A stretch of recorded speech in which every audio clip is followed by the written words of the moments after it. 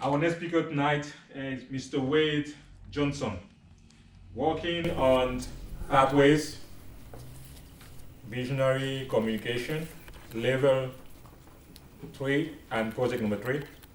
The project title, Connect with Storytelling. Time, Mr. Timer, 5 to 7 minutes. 7 minutes. And the project purpose is for the member to practice using a story within a speech or giving a speech that is a story. The member completing this project is focusing on using stories in a speech or creating a speech that is a story. The member may use any type of story, personal, well-known fiction, or one of his or her own creation. The title of the speech, Just Trying to Help. Just Trying to Help, Mr. Wade Johnson.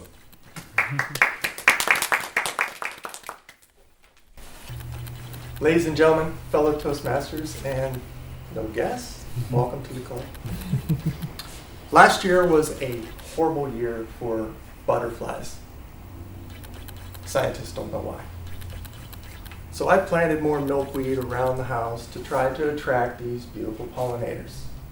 After all, I'm just trying to help. This year, record numbers. And I don't know if anybody saw it. It looked like falling leaves. There were billions out there. Scientists don't know why. I'd like to think it was because of my extra milkweed around, but reality says that's not the case. But I do get more butterflies than my neighbors, largely because I practice organic gardening techniques. I don't use any pesticides, and I plant plants that attract pollinators.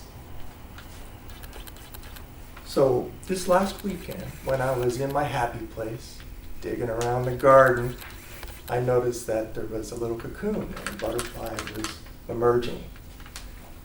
I didn't pay no mind. This is actually something that happens all the time.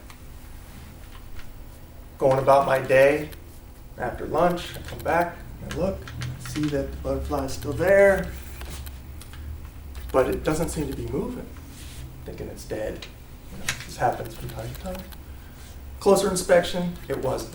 It was still alive, it was just stuck. You ever felt that way? Stuck? Just only if my boss wasn't such a jerk. Only if I had more money. Or let's lower the bar just a bit more. How about just a helping hand? So I'm thinking to myself, I can do this. Just trying to help. I carefully take the cocoon, and I take the opening, and I carefully just make it a little bit bigger. And I go back to my happy place, digging around in the garden. And I notice a few minutes later that the butterfly was out. Hey, yay me, right? But there was something wrong. The wings didn't quite look right. The body seemed a bit bloated. And it was later on in the day. What normally happens is it gets out of its cocoon, it spreads its wings, it dries off, it flies away. And I'm thinking, oh, maybe it was too late in the day when he escaped. He didn't get enough dry time, and what do I know? I go in, tomorrow's a new day, I'll check on him tomorrow. Come out tomorrow, dead. Man, I was just trying to help. Now, Marcus Aurelius had said, the impediment to action advances action. What stands in the way becomes the way. What's meant by this? The interpretation that I like best came from Ryan Holiday. And he basically said, all situations, no matter how good or bad, give us an opportunity to practice excellence. Essentially, we need this apprenticeship of difficulty to grow. Just like you can't get biceps without doing a few curls. And if you're really on a routine, you have to stick with that routine and you're gonna hit those plateaus. It's gonna happen, without a doubt. Or in language learning, you have to go through the hours of study and restudy and re-restudy. And maybe you'll advance your skill just a little bit more. Or in music, when you're trying to work through a difficult passage within a particular piece, you have to go through those hours of tedious practice before you can advance to that next level and be able to play that piece.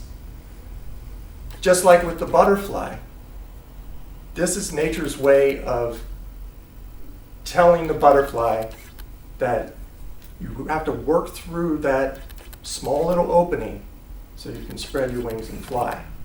Now what happens is the fluids from the body end up getting pushed to the wings, so once it's out of its cocoon, it can spread them dry and fly off.